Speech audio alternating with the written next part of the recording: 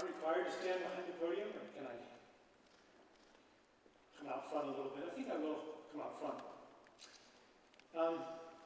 so I can see you all better.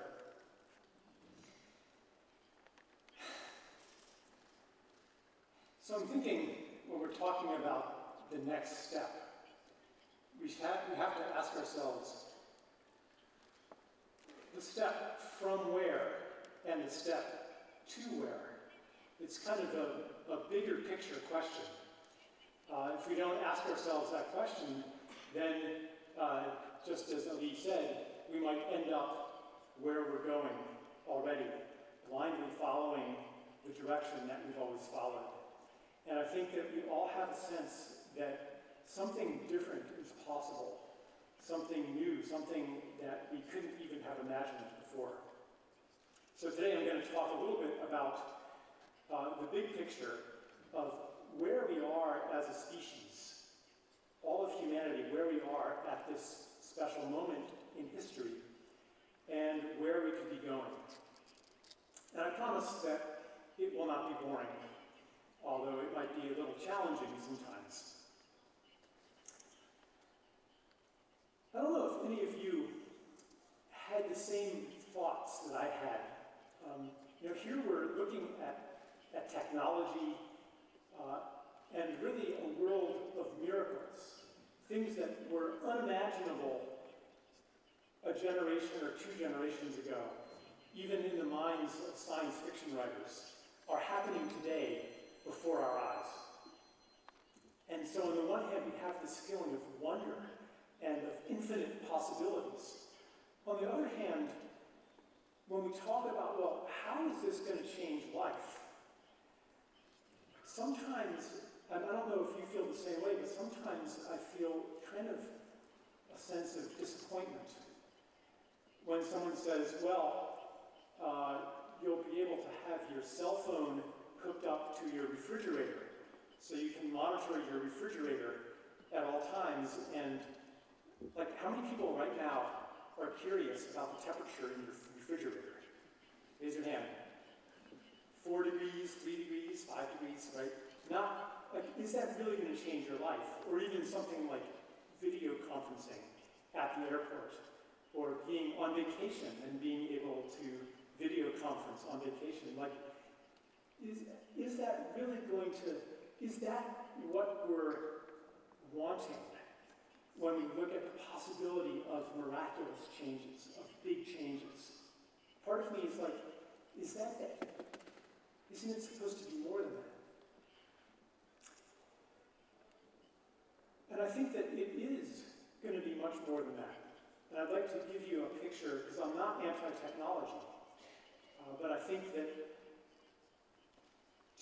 the true role of technology is only beginning to appear today. We're only beginning to understand why humanity has gone on this thousands of years journey into a technological realm.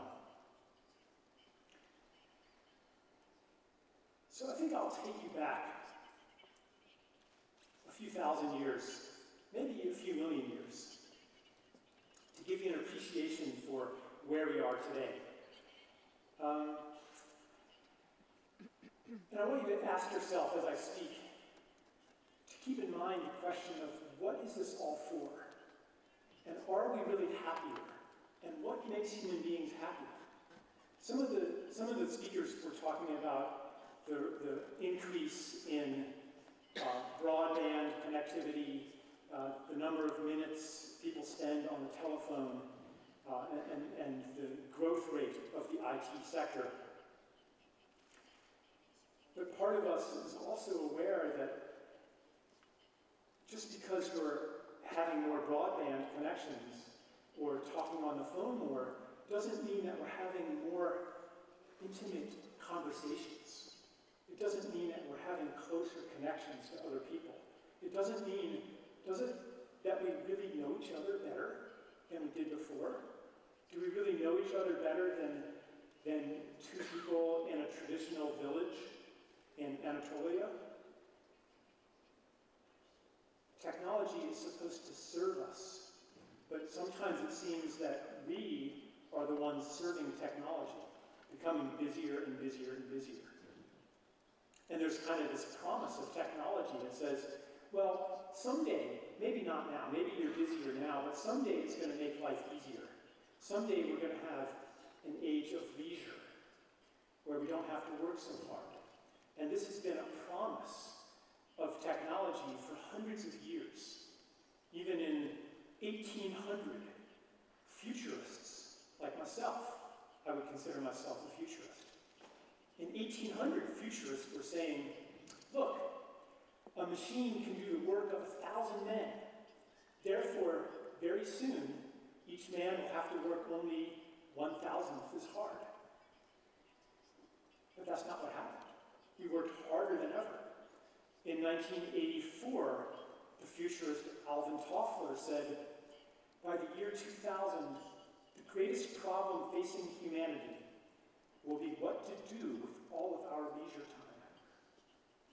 Because it was obvious the computer would take over mental labor just like the machine took over physical labor, and there would be almost nothing for us to do. And that hasn't happened yet. In my country, in the United States, people are working harder than they did in 1973. So in a lot of ways, there's this kind of promise of technology that hasn't been fulfilled, leaving us with a sense, on the one hand, of disappointment, and on the other hand, there's still a great expectation that will never die. Because all of us know that the world is supposed to be more wonderful, more beautiful than what has been given to us as normal. And that is an understanding that lies within all of us. And all of us, on some level, want to be in service to this more beautiful world. We want to devote our gifts, to devote our talents toward creating the more beautiful world that our hearts know is possible. So I'm going to take you back a few million years here, because this story of technology is more than just a couple hundred years old. It's older than the IT sector. It goes back thousands or even millions of years. You could say 3 or 4 million years to the age of stone tools, the first artificial objects that humans made. And we became, therefore, different from other animals. And we were able to manipulate the environment with our hands and our tools. So we became a little separate from nature. And that was millions of years. And then, a few 100,000 years ago, we learned to use fire.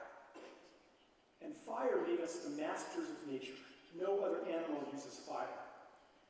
And it created a division between the domestic realm and the wild. Inside the campfire circle was the domestic realm. Outside of it was the wild.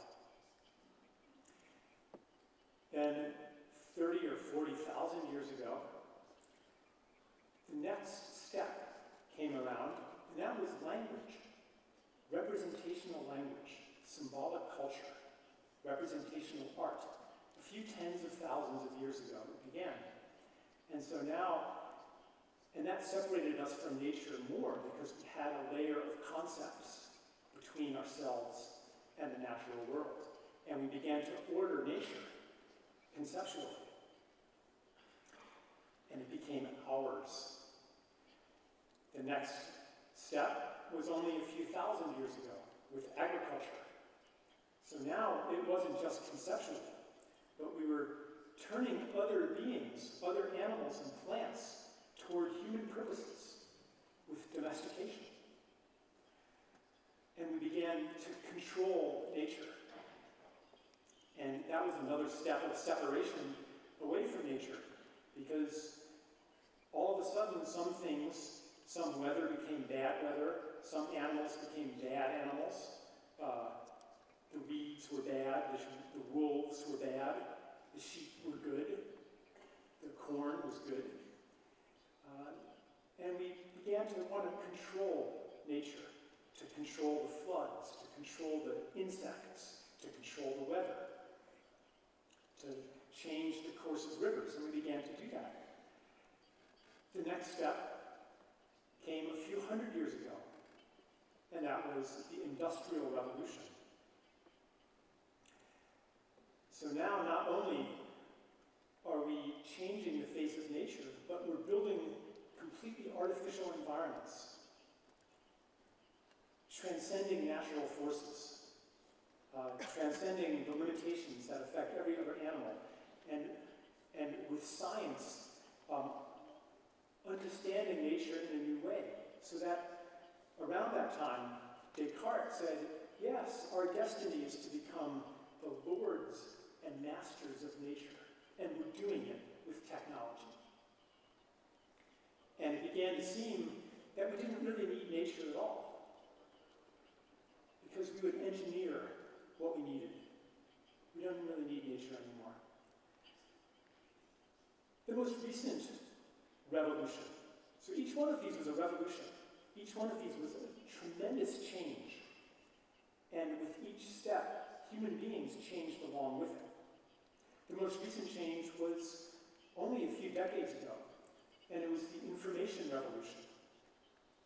You could say that that was even another step into separation from nature. Because now, not only are we living in an artificial world, more and more people are living in a virtual world, not even material. So you can see a pattern here. 3 million years ago, 300,000, 30, 40,000, a few thousand, a few hundred, a few decades. It's getting faster and faster and faster. The pace of change is getting faster and faster and faster. And so, right now, it's been 3 or 4 decades since the information revolution. And so we can expect maybe a period of very, very rapid change, reaching a singularity. And at that point, a change that is profoundly different, qualitatively different from any change that's happened before. And this change won't be another intensification of separation, because our separation from nature, our separation from community, our separation even from our own bodies has reached its extreme. It's reached its peak. And when anything reaches its extreme, it begins to give way to its opposite. So you could say that what is changing today is really everything. And I think that most people have a sense that everything is changing. When we look at the various crises that are affecting society today, like the financial crisis, the ecological crisis, the water crisis, the soil crisis, political crisis, everywhere there's crisis. What's going on here? I think most people have a sense that these are not temporary problems that can be overcome, again, to paraphrase Albert Einstein, that can be overcome by the same kind of thinking that created the problems. In the case of the financial crisis, the central bankers, the financial elites, they understand that this crisis isn't going away. All they can do is to postpone it a little bit. They call it extend and pretend. Extend the system a few more years into the future and pretend that everything is going to be okay in the end. But the crisis isn't going away, it's just being pushed from one place to another, getting worse all the time. And even in Turkey, where you had 8 or 9% growth last year, I think that there's a little bit of anxiety. Because whatever's happening in Europe, whatever's happening in the United States, it's going to affect you too. So even in the midst of growth, there's an uneasiness. An uneasiness when you look around the world and see what's happening to the environment.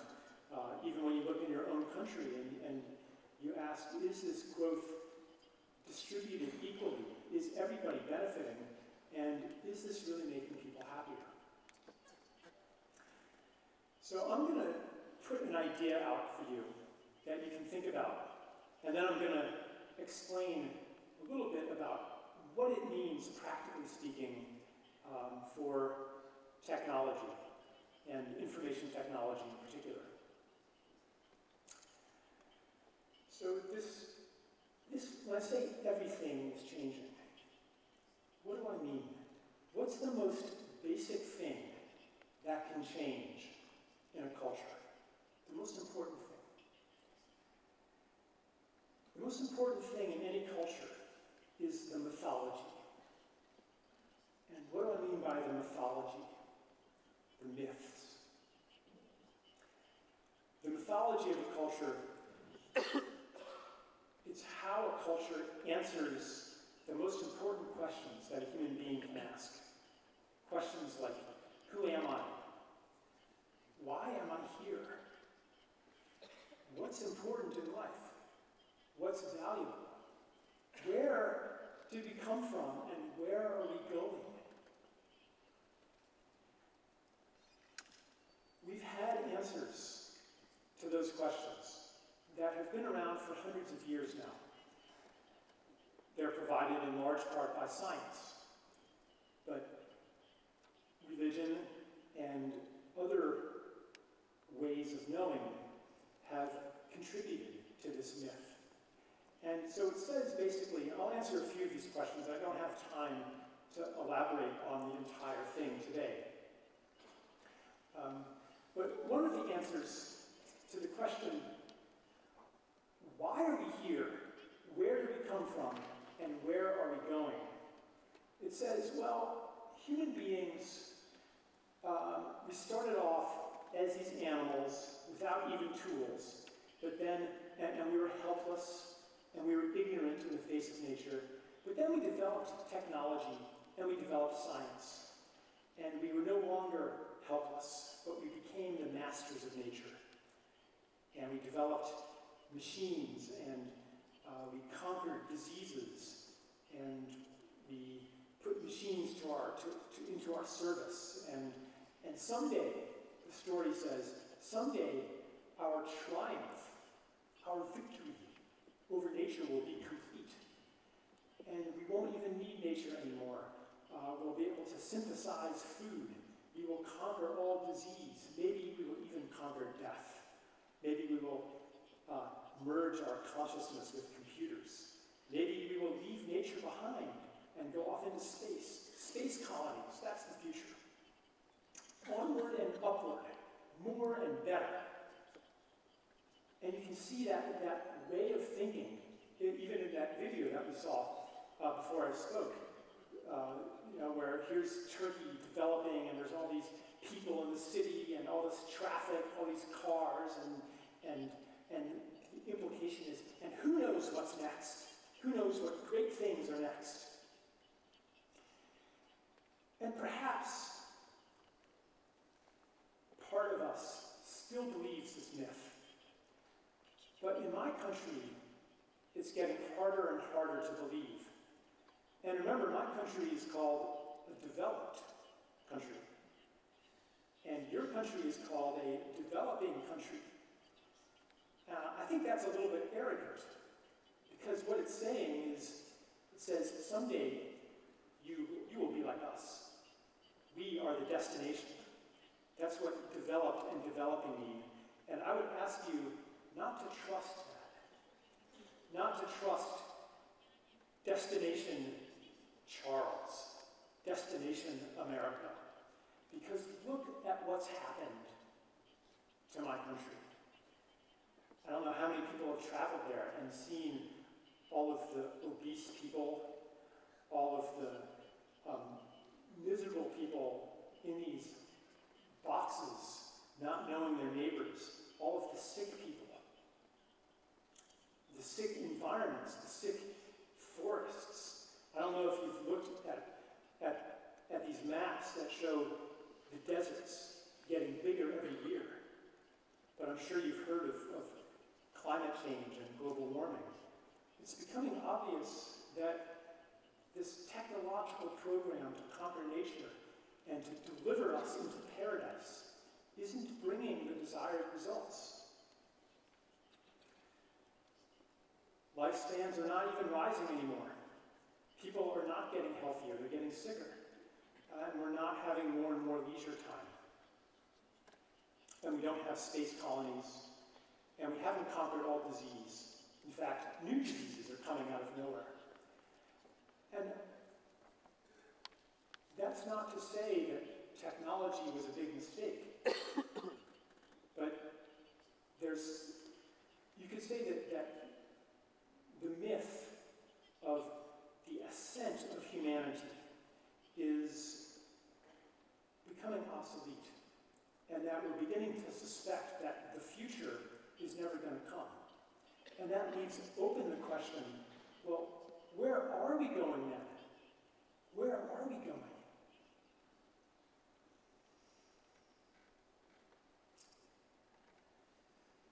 Where we're going is into a new kind of civilization with a new kind of technology, or a new direction for technology. And we can see a hint of where we're going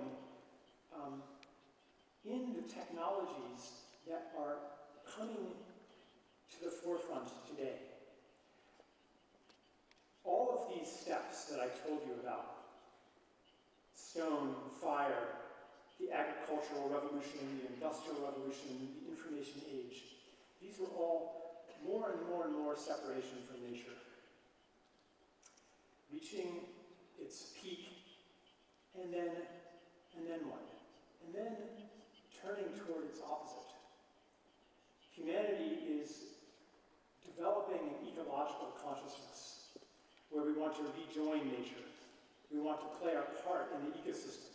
In an ecosystem, every species contributes something important to another species, contributes something important to the vitality and the well-being of the collective. And humanity is no different. We have an important role to play too.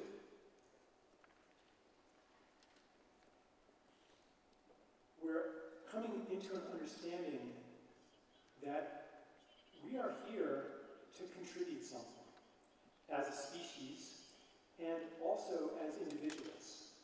And that we are here to participate in the emergence of something that's beyond ourselves as a species, and beyond ourselves as individuals. And we're beginning to understand that we are not these separate individuals, separate from other people, separate from nature, separate from the world outside of us, but that we're interconnected. And in some of my language now, you're beginning to see how the newest trends in technology are part of a new paradigm, a paradigm of interconnectedness, an ecological paradigm, a paradigm of reunion, coming back together rather than separation. On an individual level, people are beginning to understand this as well. Just like any species, each individual has an important gift to give as well. And if you find yourself in a position in life where the gift that you have isn't being expressed, if you're in a job where your gifts are not being used, or your gifts are going towards something that's not important to you, then you're going to feel like, why am I doing this? Is it just because I'm being paid to do this? And you're going to think, when do I get to do something that I care about for real? That I care about not because I'm paid to care about this. When do I get to live my life? And you'll have the feeling, I wasn't put here on earth to do this. I was put here to do something magnificent.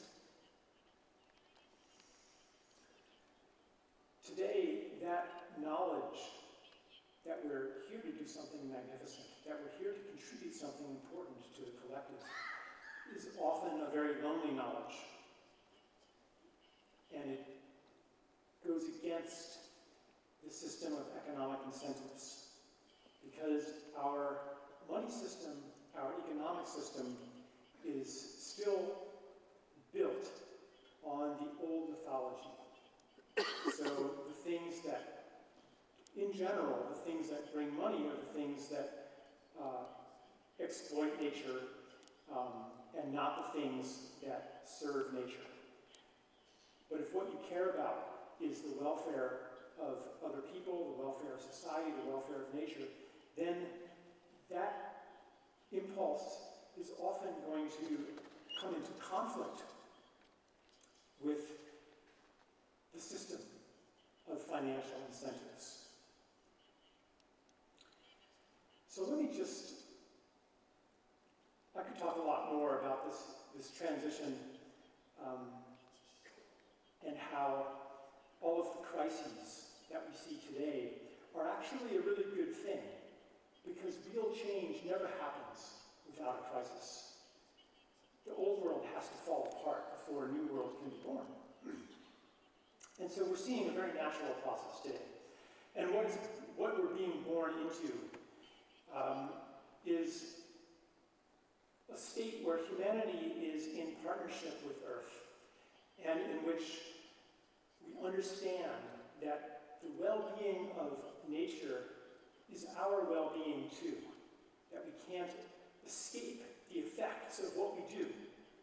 And the same is true in the human world too, that the well-being of other people is my well-being too. That unlike in the old world where we're all competitors, so your well-being is not my well-being, we understand that whatever is happening to anybody on this planet, whatever is happening to any country on this planet, it's going to somehow feed back into us too, because we're all in it together.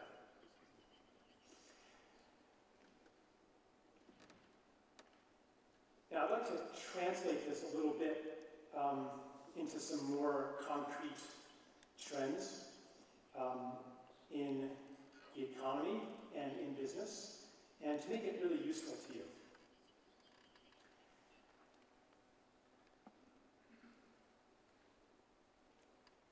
We're going to be seeing an evolution of the money system and of the economic system into alignment with the ecology.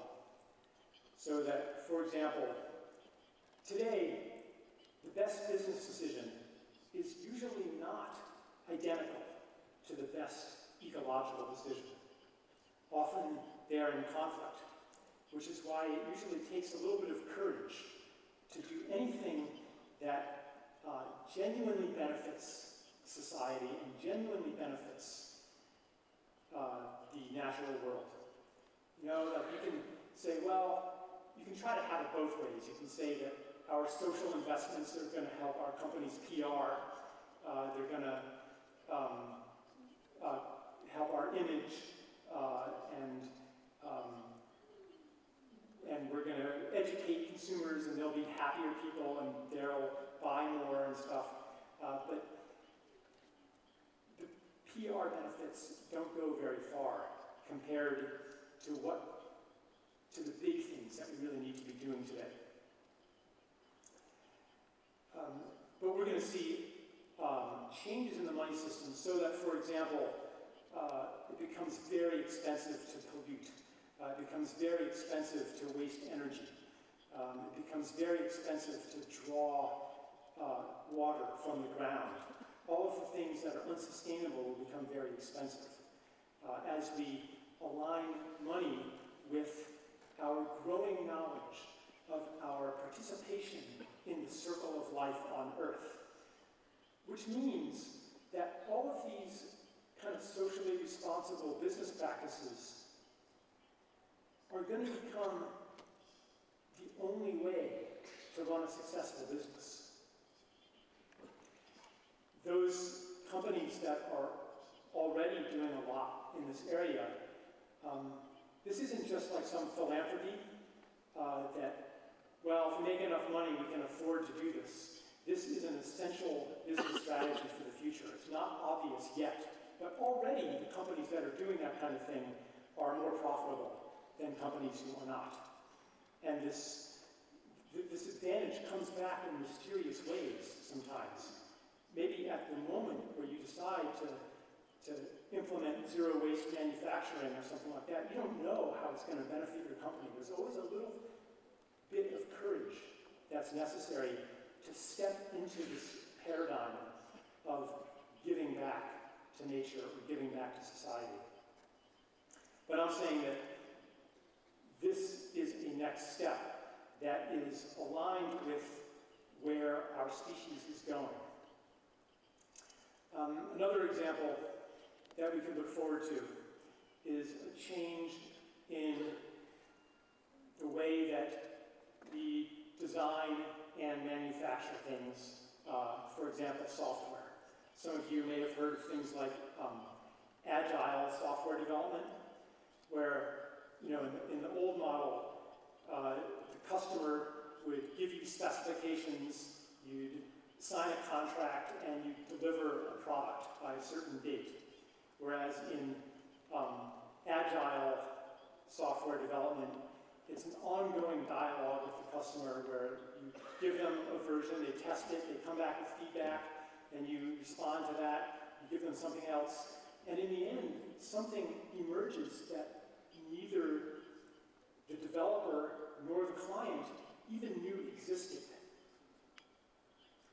So no longer are we imposing a design, but we're allowing something to emerge. On a larger scale, this is happening in the connected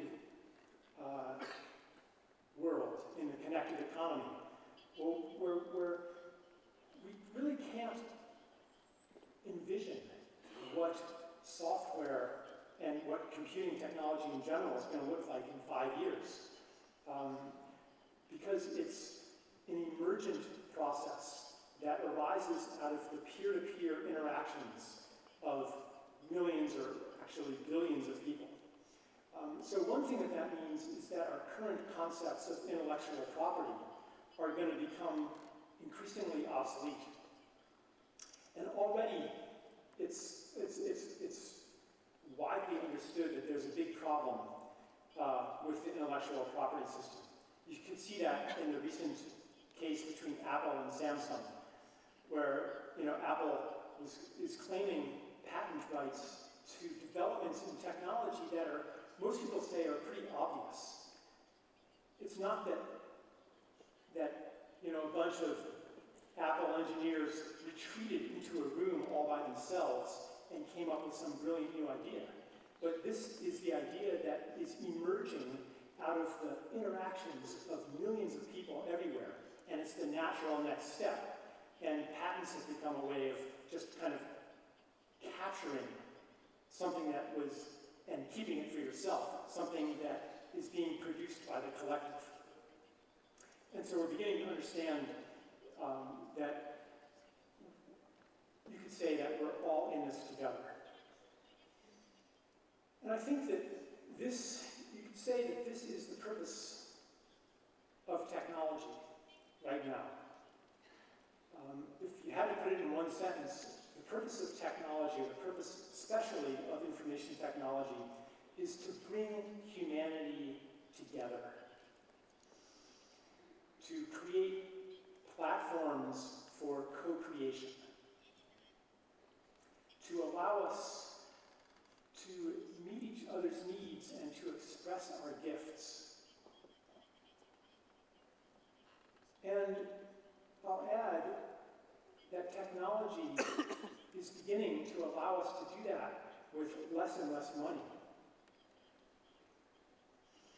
which is quite natural when in a connected peer-to-peer world where, unlike the centralized model of, say, television, where you have a centralized node broadcasting information out to everybody, so you have a rigid distinction between the producer and the consumer. Today, that distinction is breaking down. and everybody is becoming a producer of content too. And not selling it to each other, but giving it to each other. When you put something out on Facebook, you don't charge people to come to your Facebook page, but you are a producer of content. One way to look at the revolution that's happening is it's a revolution toward a gift world.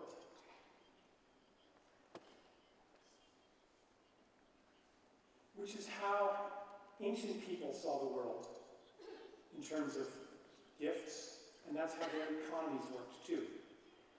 And that's how an ecology works as well. Each being gives something important to the next and goes around the circle.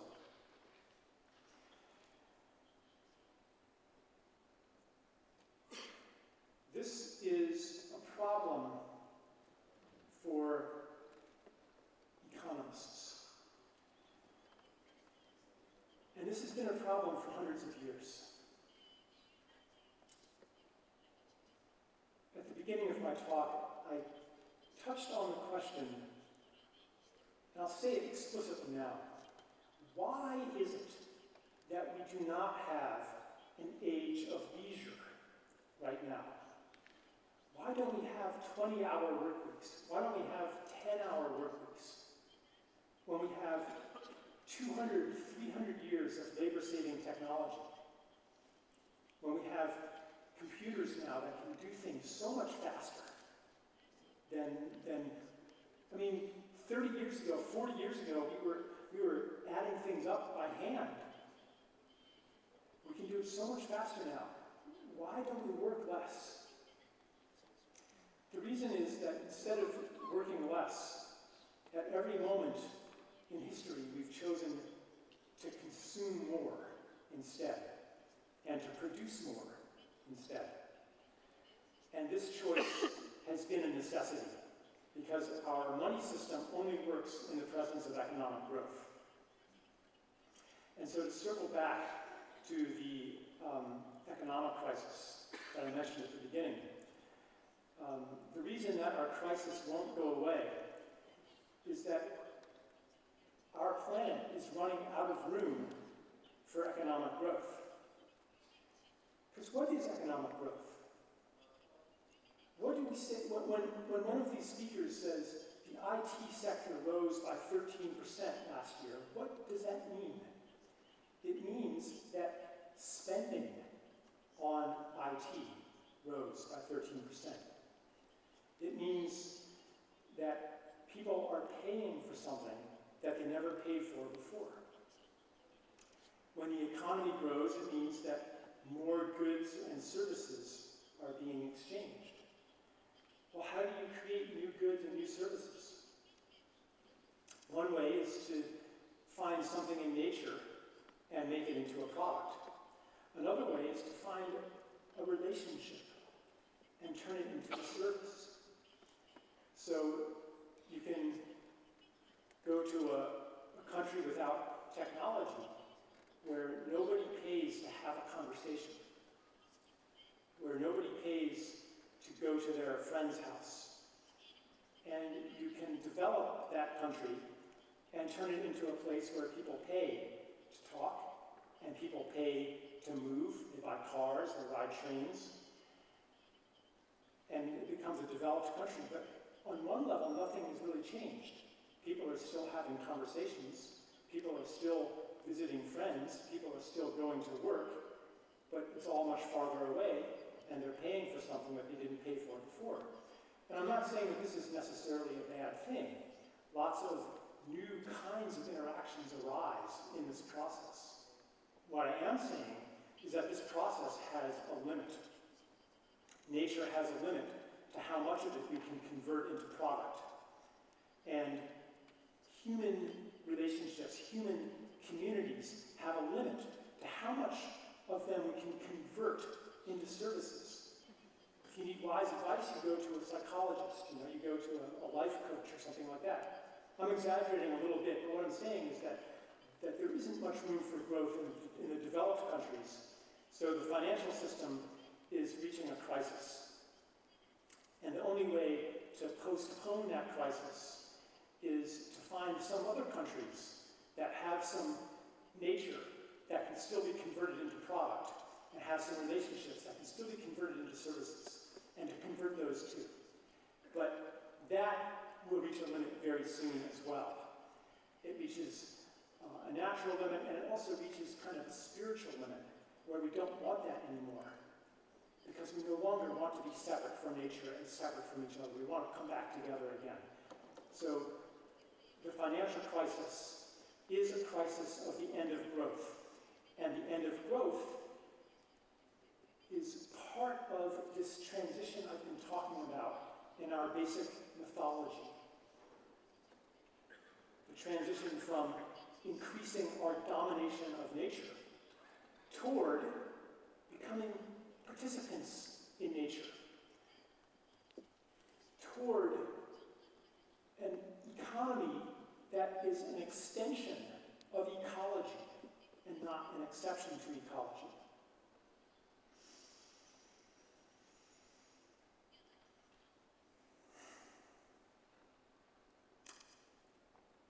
I imagine that most people here would like to be part of this transition and not to resist it.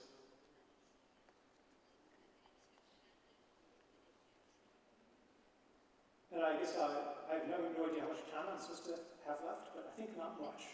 So I'm going to end with just a little advice, or an invitation, let's say, on 3 levels: personal, organizational, and governmental.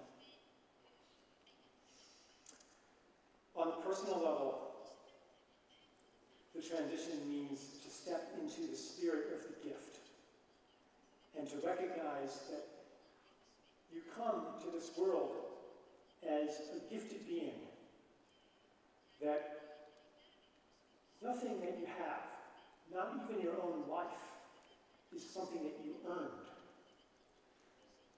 And that therefore, we all come into the world in a state of gratitude, because this world was given to us, and life and breath were given to us.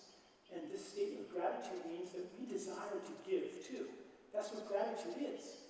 It's the feeling, yeah, I'm so blessed, and I want to give back. So on a personal level, this transition is to step into the gift in all that we do, and to look at work not as how do I make a living, but to look at work as what can I give here? What am I here to give? On the organizational level, the same is true. So a leader becomes not the person in power, but a leader becomes somebody who creates opportunities for other people to give their gifts. Real future forward-looking people understand that we have to go towards permaculture, which is a way of farming that is ecological, that builds the soil, and actually produces much, much more food per acre. Well, a place like Turkey is actually closer to this future than the United States, because here, many people in the rural areas still have a connection to the land, an intimate connection to the land. And they can, they're much closer to this ideal of permaculture that my country is just beginning to move toward. So that's just one small example. I think as a general principle, what's true on the personal level and the organizational level is also true on the national level, where we have to begin to ask, what are we here to give? Every country has a unique gift to give the world, and Turkey is no exception. Turkey is such a special place. Even in 2 days, I'm beginning to get a little bit of a feel for this ancient culture, almost the cradle of civilization, and a very, very rich land. So the question isn't how can we outcompete the rest of the world? Because look at the ecological crisis. We're all in this together. The question is, how can we contribute to the welfare of all?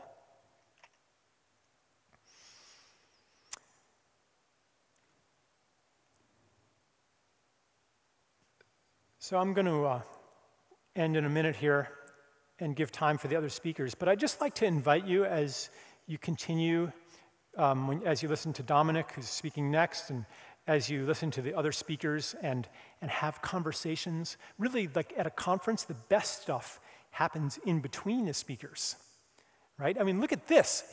Here's one guy up here, and all you guys out there.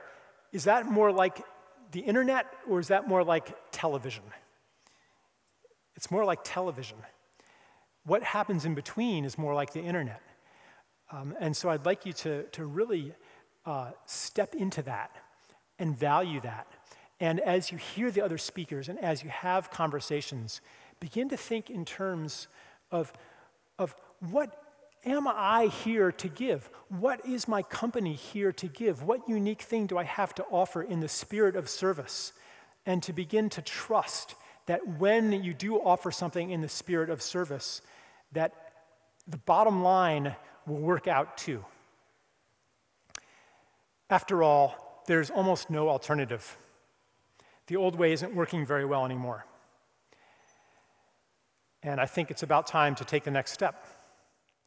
Thank you very much.